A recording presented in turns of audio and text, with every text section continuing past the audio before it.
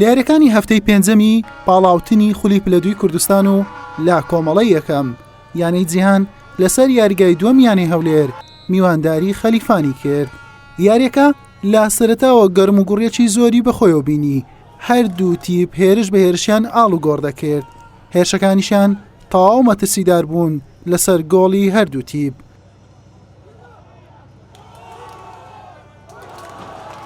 بەتایبەت جیهان چەند جارێک ستون و گۆڵپارێز و بەرگریکارانی خەلیفان بوونە بەربەست لە بەردەمی.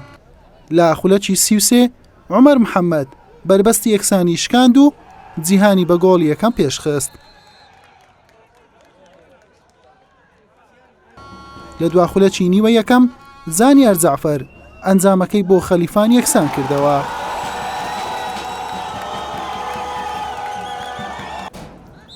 لا نیوەی دووەم و لە خولەکی 61 ئوسامە جاسم جارێکی دیکە جیهانی لیارەکە پێشخستەوە و گۆڵی دووەمی بۆ شین پۆشان تۆمار کرد.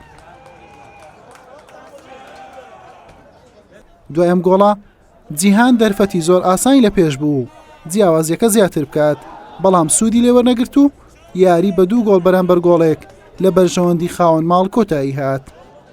الحەمدلله کە توانیمان ئەو سەرکەوتنە گرنگە بەسەر بین کە لە گەمەی لەگەر هەریری خراپ بوون و کوبرێ کە بردمان لەبەر کەش و هەوا شوتی دوم دوار خرا لە ڕۆژی دوایێ نەمانتوانی سەرکەون کە دۆڕان بەس الحەمدلله ئەو گەمەی زۆر پێویستمان پێ بوو فەوزی بین لە ئەوی دیسان بێنە ناو ڕکابەری لە ئەوی بتوان بەسەرکەون لە قۆناغی داهاتوو ئینشاءالله. کابتن ڕاستی ئەمە زۆر مشاوەشمان پێوە دیارە ڕاستی لە خۆمەوە بگرێت تا ڕیز پێشەوە جومەکان ئەمە چوار یاریمان کردووە زۆر فرسەتی گۆلمان چواندووە و سەرەتای سێ گەمە سێ خاڵمانەیە ئەم یاری ڕاستی بۆ هاتبووین بۆ برنەوە تۆمارکەین بەس ئیتر شانس نەبوو.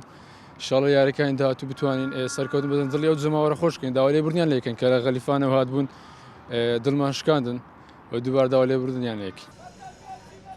بەم شێوەیە جیهان کۆی خاڵەکانی بۆ 8 خاڵ بەرز کردەوە و هەڵکشایە خانەی سێمی کۆمەڵەکەی یانی خەلیفانیش لە 4 یاری تەنها 3 خاڵی هەیە. حوسێن محەممەد کەناڵی پێیام هەولێر.